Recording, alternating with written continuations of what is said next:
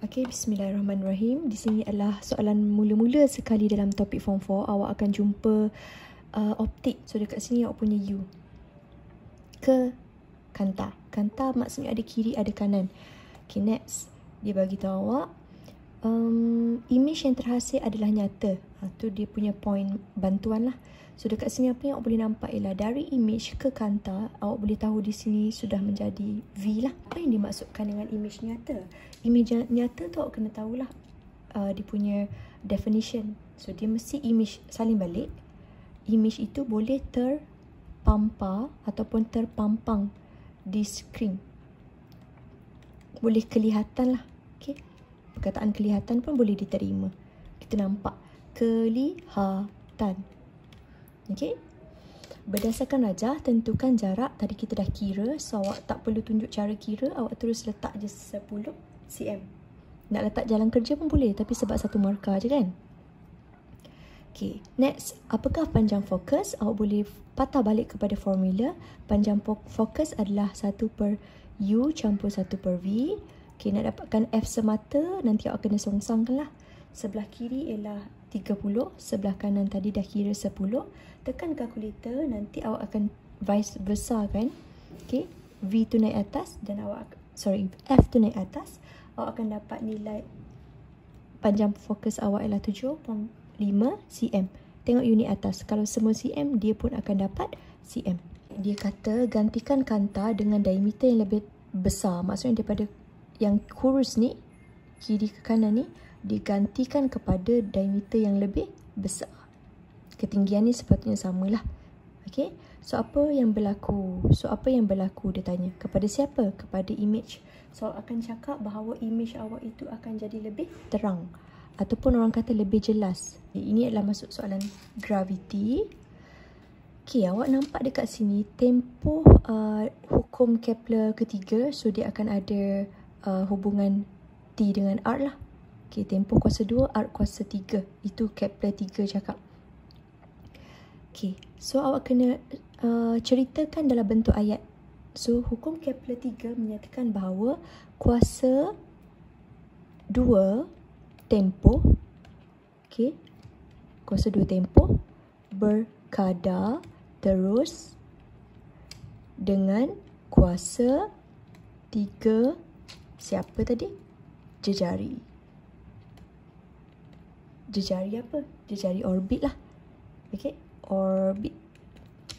Okey, ketinggian satelit height of M dan ketinggian satelit lagi satu height of N, ada dua masing-masing ialah 3.6 dan 2.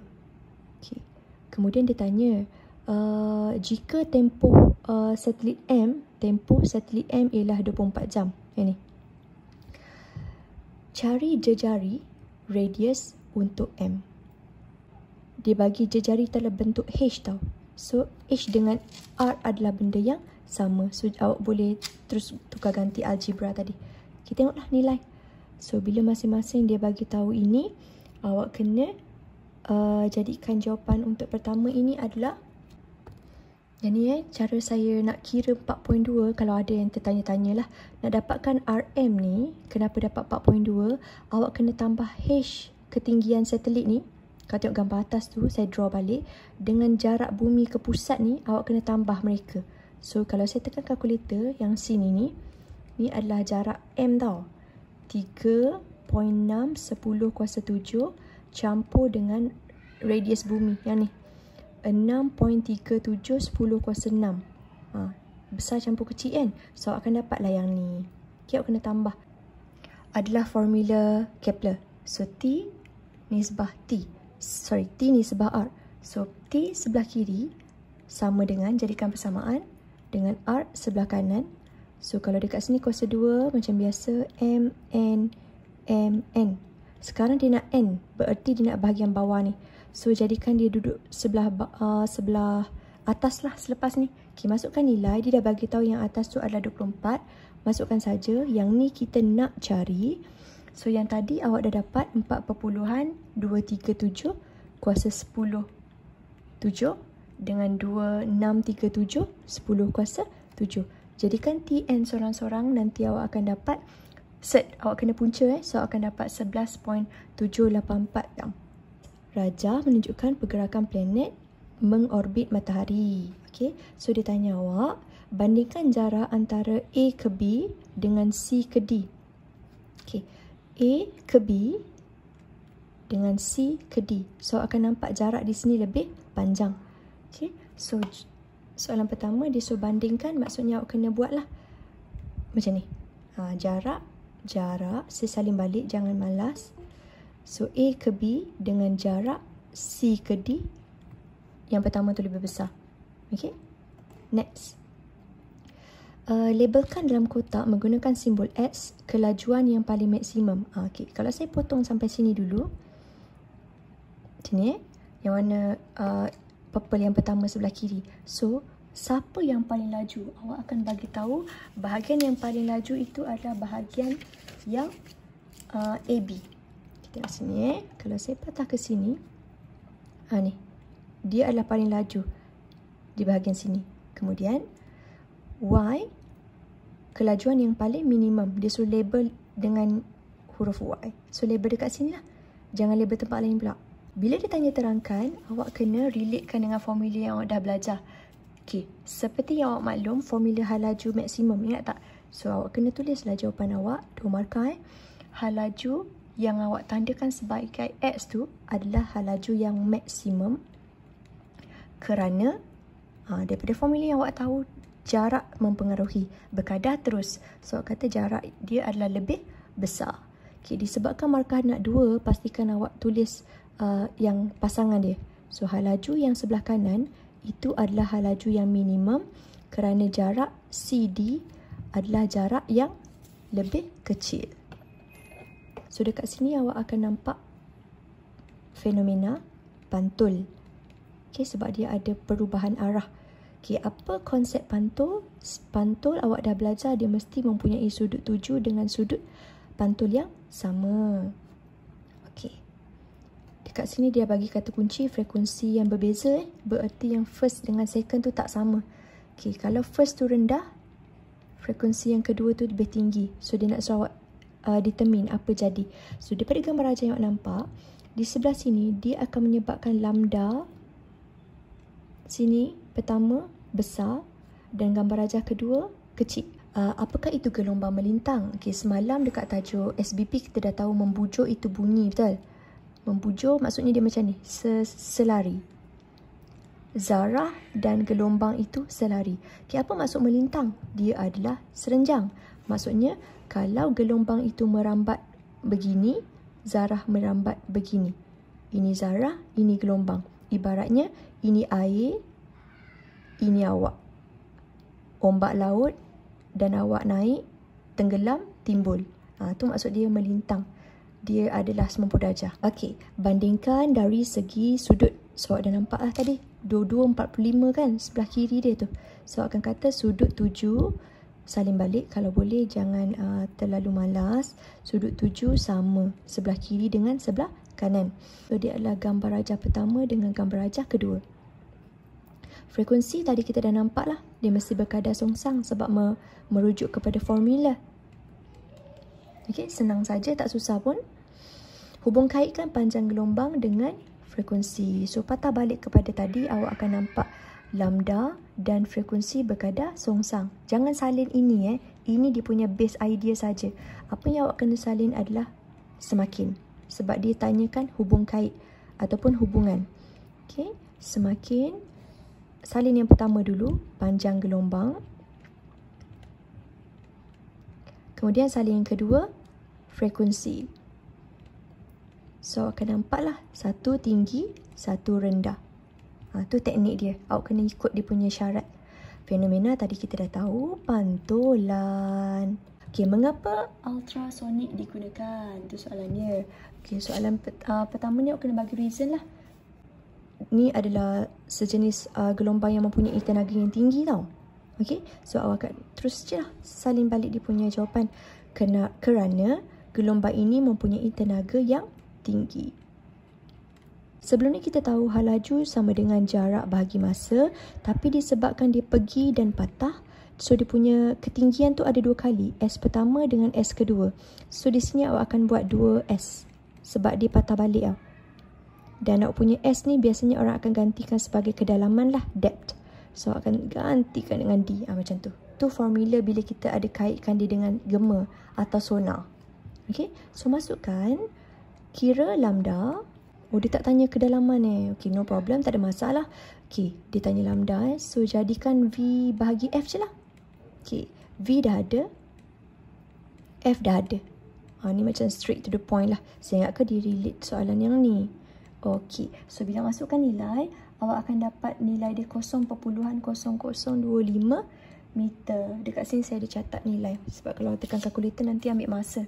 Okay, andai kata soalan tak tanya macam ni, dia terus tanya, seterusnya cari kedalaman, so you need to use this. Okay, ataupun seterusnya, cari masa jika diberi kedalaman. So nampaklah ada orang toing atas dia punya tilam. Okay, bermakna dia adalah dalam bab daya lah. Sebab dia ada kaitan dengan impuls. Apa maksud impuls? Dia ada kaitan dengan impak. Dalam bahasa Melayu tu impak. Maksudnya awak ada mengalami daya yang menekan awak dalam satu masa. Okay, so baca soalan, tandakan right pada petak yang betul. Apakah itu maksud daya impuls? Okay, kita patah balik kepada daya. Okay, apabila sebut tentang daya, dia mesti akan berunit Newton, betul? So kalau daya impuls yang kat sini, pastikan awak letak formula awak tu per masa, kadar. Per masa, bererti formula awak ni mesti ada perkataan kadar dekat depan. Okay, jangan ambil perubahan momentum sahaja. Okay, Messi bagi tahu dekat mana jawapan yang bawah tu pergi. Okay, yang atas adalah perubahan momentum. Bermakna kalau nak pergi kepada formula impuls, daya impuls, daya impuls, awak akan pergi, apa itu momentum? Momentum ialah hasil darab jisim dengan hal laju, betul? So bila kita kata perubahan, bermakna ada before and after. So mesti ada jisim hal laju akhir, jisim hal laju awal. Ini adalah asal usul datangnya daya impuls. Kalau saya kata apakah itu definisi impuls? Impuls sahaja. So kalau saya buat nota, yang ni, impuls itu datang daripada F darab T. Maksudnya yang ni, T ni akan pindah ke sana. Bahagi pindah jadi darab. Barulah dekat sini akan terhasil perubahan momentum. Barulah ini akan wujudnya ini. Impuls. So, kena tahu beza Apa maksud daya impuls? Apa maksud impuls? So, daya impuls tu ada perkataan kadar. Seorang atlet ada hal laju sekian dan masa sekian. Kira daya impuls. Tadi kita dah tahu daya itu dia mesti sorang-sorang. Bererti T duduk sini. M, kalau saya fakturkan M, awak akan dapat hasil tolak hal laju lah. Okay. Kirakan daya. Okay. Sebelum menyentuh tilam. Bermakna apa? Bermakna bila dia akhir, dia stop lah. Okay. Bermakna 5 ini adalah hal laju awal. Sebelum dia jatuh. Masa dia jatuh tu dia dah sifar. Dia dah stop. Okay, kita tengok mass of budak tadi. 60. So dekat sini awak diberi mass 60 kg.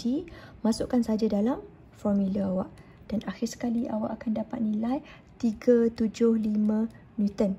Okay, kenapa dapat ke arah negatif? Sebab daya itu turun ke bumi.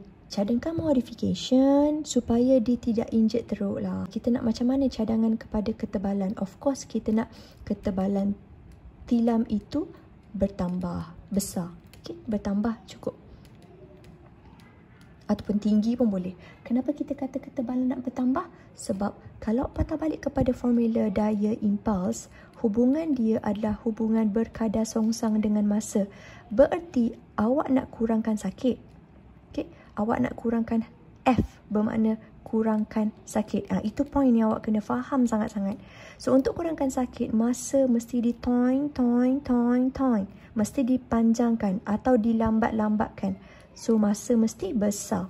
So, boleh tulis dekat sini, reason ia adalah untuk memanjangkan masa. Bahan untuk tilam, pastikan awak guna bahan yang lembut lah. Contoh, awak kata tilam itu digunakan guna bahan seperti span ke untuk memanjangkan masa. Ada pelajar dia tak nak sebut memanjangkan masa, dia nak sebut kurangkan sakit. Tapi kena patah balik pada soalan. Soalan sebut tak sakit tadi? Tak ada sebut kan? Dia sebut cedera je kan? Tidak mengalami cedera. So awak terus je lah tulis untuk mengurangkan daya impas pun boleh. Untuk mengelakkan maksud cedera tu dengan sakit tu nampak sangat serupa. Okay? Kenapa kita nak choose luas tilam yang lebih lebar compared tu yang ni? Supaya bila awak jatuh dan awak tergolek, awak masih selamat, tak sakit. Kalau sini awak jatuh terus kena lantai kan, sakit kan? So kita nak jumlah luas yang besar pun untuk mengelakkan rasa sakit. So awak akan membolehkan kawasan mendarat tu besar. Nak repeat jawapan tadi pun boleh. Okay, saya saja nak tukar jawapan lain. Macam ni pun boleh. Okay, dekat sini awak akan nampak temperature, suhu gambar pertama, temperature, suhu gambar kedua. Cerdas awak dah boleh agak dah ni. Sebelah kiri 35, sebelah kanan 35. Sebelah kiri ada pressure, sebelah kanan ada pressure 2. Which is pressure sebelah kiri tu sini kecil je, sebelah kanan pressure dia besar. So dah boleh relate lah. Hukum gas. So bila dihukum gas, dia adalah tajuk haba. Okay, haba tajuk hukum gas. Okay, apabila awak nampak T tu kekal 35 dan 35, bermakna T itu temperature akan jadi kuantiti fizik yang malar. Bererti awak ada hubungan P dan V saja. So awak dah tahu dah dia punya ciptaan tu daripada Mr. Boyle. Maksud tekanan, apa itu tekanan? Awak tahu tekanan F per A. Awak boleh tulis gini dalam keadaan awak mention lah F itu daya, A itu luas. Boleh, tak ada masalah sebab dia bukan dalam bab haba atau bab graviti yang memerlukan ayat-ayat yang panjang.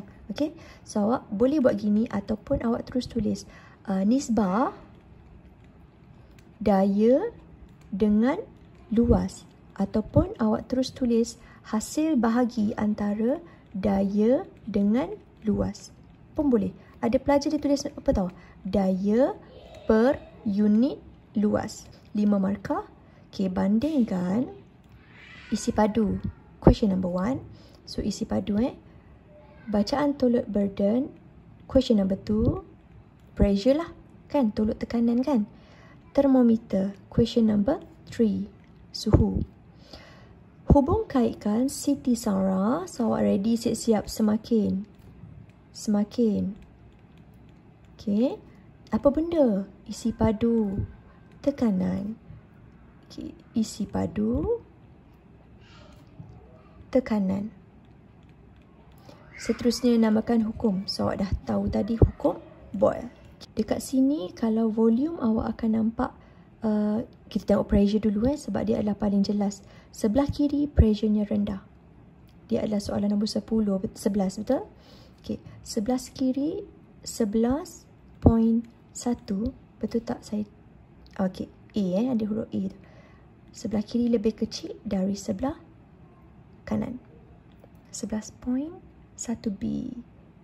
Okey, bererti V dia akan terbalik. Okey, ni salin balik. Ni terbalikkan dia sebab dia berkadar songsang kan. Kemudian awak kata T untuk gambar rajah pertama dengan gambar rajah kedua sama. Macam tu je. Awak jangan lupa salin ini bila soalan tu melibatkan test pad. Kuantiti fizik VPT ni jangan langsung malas. Kena salin di belah depan. Serajin-rajin pelajar cemerlang dia akan tulis volume, isi padu, tekanan, suhu. Dia akan tulis semua perkataan tu. Jangan langsung delete. Kalau delete nanti hilang markah, kosong. Okay, next dia tanya case lah, situasi apabila seorang lelaki memanaskan badannya. Okay, tengok apa jadi. Memindahkan haba, terangkan. Okay, saya dah boleh agak ni. Dia tanya tentang konsep keseimbangan terma ni. Okay, kalau tengok gambar rajah, budak ni dengan api ni tidak bersentuh tau. Dia tidak ada kontak. Dia tidak ada kontak. Maknanya dia tidak sentuh. Sedangkan keseimbangan terma ni, okay, keseimbangan terma ni dia wajib sentuh. Wajib tu syarat pertama dia. Barulah boleh berlaku benda-benda lain. Okay, sekarang 4 markah 1, 2, 3, 4. So pertama awak akan cakap bahawa apabila dia tidak bersentuh, akhir sekali suhu dia tidak akan pernah sama dengan suhu api tu. Keseimbangan terma, kita buat dia punya syarat dulu. Keseimbangan terma berlaku apabila ada sentuhan. Okey? Ini syarat pertama. Tapi walau bagaimanapun, bila kita duduk dekat tempat yang panas, sedangkan kita tidak panas, maksudnya kita ni tengah beku lah, tengah sejuk, still akan ada aliran. Haba tetap mengalir. Tetap mengalir. Antara api tu, kalau saya draw, antara api tu dengan budak lelaki, still mengalir habanya. Cuma, dia tak contact, body contact tu tak ada. So, dia tidak akan stabil lah, dia tak akan sama. So, dia mengalir ke mana? Dari api ke badan budak lelaki tu. Okay? Tapi, dia tidak, haba bersih, dia tidak sifar lah, itu maksud dia. So, suhu badan budak lelaki tadi akan bertambah. Budak itu akan bertambah. Mesti akan bertambah. Tapi, dia tidak akan mencapai keseimbangan. Namun, suhu budak tadi, okay, tidak sama dengan suhu api. Kenapa dia tidak sama dengan suhu api? Kerana tidak berlaku keseimbangan terma. Okay, awak kena catat benda ni. Sekarang dia cerita pasal foot rider ni, penunggang motor. So, biasanya kalau saya buat senang cerita, food panda lah. Okay, modify, ubah suai untuk mengekalkan kepanasan. Okay, awak kena mention lapisan dalam, lapisan luar, jisim dan aspek-aspek lain. Dia bagi tahu 4 perkara saja, sedangkan markah dia apply kepada awak, dia nak 10 markah. Okay, seperti biasa awak akan tulis ciri dan alasan, dan seperti biasa terus buat nombor 5 perkara supaya awak tak tercicir markah. Okay, markah pertama tadi dia nak awak ceritakan tentang lapisan belah dalam. Okay, markah kedua dia nak awak ceritakan lapisan belah luar beg. Ketiga, kemudian dia nak apakah aspek-aspek lain. Okay, saya catat siap-siap aspek. Nanti awak terus masukkan jawapan. Alright, okay, ready Okay, untuk beg food panda, macam hari tu awak present masa projek mega, beg itu mestilah di bahagian dalam tu mempunyai C yang besar. Dia, sebab tu awak nampak macam ada warna silver-silver tu kan. So, lapisan dalam mesti mempunyai muatan haba tentu. Awak kena buat ayat penuh muatan haba tentu yang besar. Macam mana simbol dia? C. Okay, kenapa? Supaya awak punya suhu bahagian dalam tu akan menjadi lebih panas. Suhu bahagian dalam tu kekal tinggi. Okay, next. 1 markah untuk lapisan dalam. Awak boleh juga cakap benda lain. Bahagian dalam tu mestilah berkilat. Kenapa nak berkilat pun sama, nak kekal suhu tinggi. Okay, markah kedua, lapisan luar. Kalau boleh, lapisan luar tu mesti banyak lapisan. Okay, awak bayang kalau awak nak kekal panas, okay, mesti awak pakai baju tebal. Baru awak maintain panas kan. So, banyak lapis tu sangat bagus supaya awak punya haba tu tidak hilang. Haba tidak hilang. Haba tu maintain dekat sebelah dalam. Barulah dia kekal panas. Okay, jisim. Beg yang dia nak bawa tak naklah berat-berat kan. Nanti kesian pula. So, kita akan kata jisim beg itu berketumpatan rendah. Kenapa nak berketumpatan rendah? Supaya dia ringan. Okay, nak bawa barang-barang. Okay, aspek yang seterusnya mungkin kita akan kata aspek berzip. Kenapa kita nak beg kita tu berzip? Supaya kita nak kekalkan, mungkin ada orang kata nak elakkan dia tumpah ke apa. Tapi kalau beg, kita zipkan dia, sebenarnya dia kedapkan haba tau. Dia akan buatkan haba tu maintain sebelah dalam. So, dia akan mengekalkan haba bila kita zipkan dia. Kalau kita terbuka kan, persekitaran tu boleh menyejukkan kan. Tak naklah macam tu. Okay, aspek yang lain mungkin awak boleh kata, oh saya nak ride hantar makanan kepada 3 rumah. Kalau beg kecil, nanti saya kena pergi banyak kali kan. So, awak akan kata, saiz beg itu mestilah besar. Betul tak? Okey, barulah awak akan dapat menyimpan ataupun mengangkut barang-barang tu lebih banyak.